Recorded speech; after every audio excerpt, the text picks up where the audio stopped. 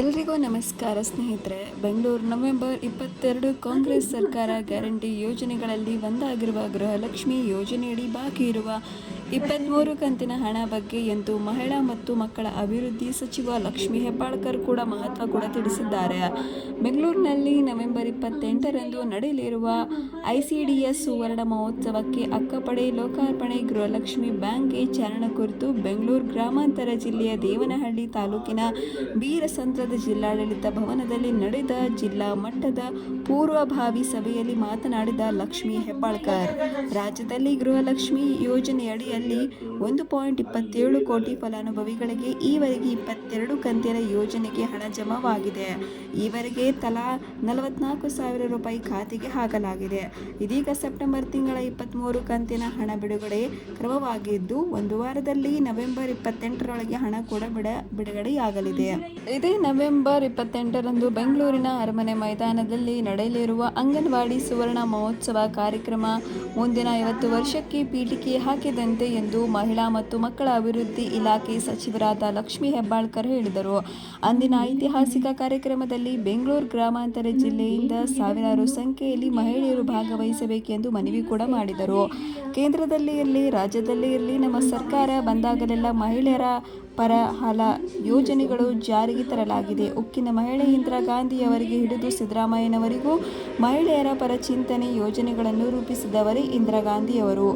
ಈ ಪರಿಕಲ್ಪನೆದಂತೆ ಕರ್ನಾಟಕ ರಾಜ್ಯದಲ್ಲಿ ಮೈಸೂರಿನ ಟಿ. ನರಸೀಪುರ ಅಂಗನವಾಡಿ ಕೇಂದ್ರದಲ್ಲಿ ಆರಂಭಿಸಲಾಯಿತು.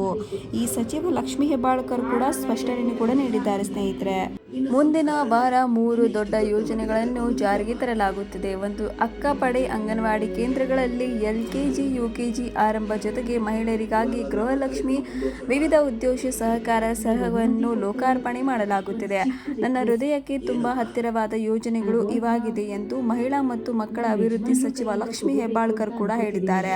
ಬೆಂಗಳೂರು ಗ್ರಾಮಾಂತರ ಜಿಲ್ಲೆಯಲ್ಲಿ 2.15 ಲಕ್ಷ ಗೃಹಲಕ್ಷ್ಮಿ ಯೋಜನೆ ಫಲಾನುಭವಿಗಳಿದ್ದು, ಯೋಜನೆ ಯಶಸ್ಸಿಗೆ ಅಂಗನವಾಡಿ ಕಾರ್ಯಕರ್ತೆ ಹಾಗೂ ಸಹಾಯಕಿಯರೇ ಕಾರಣ. ಬ್ಯಾಂಕ್ನಲ್ಲಿ 30,000 ರಿಂದ 3 ಲಕ್ಷದವರೆಗೂ ಸಾಲ ನೀಡಲಾಗುವುದು. ರಾಷ್ಟ್ರೀಕೃತ ಬ್ಯಾಂಕ್ ಬಡ್ಡಿ ದರ ಸಾಲದಲ್ಲಿ ಸೌಲಭ್ಯ ಸಿಗಲಿದೆ. ಖಾಸಗಿ ಫೈನಾನ್ಸ್ ಹಾವಳಿ ನಿಲ್ಲಬೇಕು. ಬ್ಯಾಂಕ್ ಯಶಸ್ಸಿಗೆ ಎಲ್ಲರೂ ಕೈ ಜೋಡಿಸಬೇಕು ಎಂದು ಕರೆ ನೀಡಿದರು. ಮುಂದಿನ ಬಾರಿಯೂ ನಮ್ಮ ಸರ್ಕಾರದಲ್ಲಿ ಅಧಿಕಾರವೇ ಬರಲಿ, ಯಾವುದೇ ಸರ್ಕಾರ ಬಂದರೂ ಬ್ಯಾಂಕ್ ಮುಚ್ಚುವುದಿಲ್ಲ. ಈ ಬಾರಿಗೆ ಯೋಜನೆಗಳು ಇಡೀ ದೇಶಕ್ಕೆ ಮಾದರಿಯಾಗುವವರೆಗೂ ಅನುಮಾನ ಇಲ್ಲ ಎಂದು ಸಚಿವ ಲಕ್ಷ್ಮೀ ಹೆಬ್ಬಾಳ್ಕರ್ ಕೂಡ ಹೇಳಿದ್ದಾರೆ.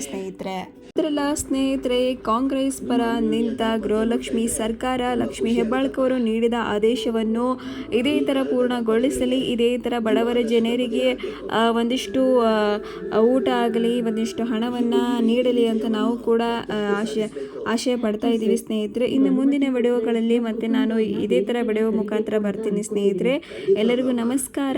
ಹಾಗೆ ನಿಮ್ಮ ತಂಗಿಯನ್ನು ಸಪೋರ್ಟ್ ಮಾಡೋದನ್ನು ಮರಿಬೇಡಿ ಅಂತ ದಯವಿಟ್ಟು ನಾನು ಕೋರ್ಕೊಳ್ತಾ ಇದ್ದೀನಿ. ಎಲ್ಲರಿಗೂ ಬಾಯ್ ಬಾಯ್ ಬಾಯ್. C you bye.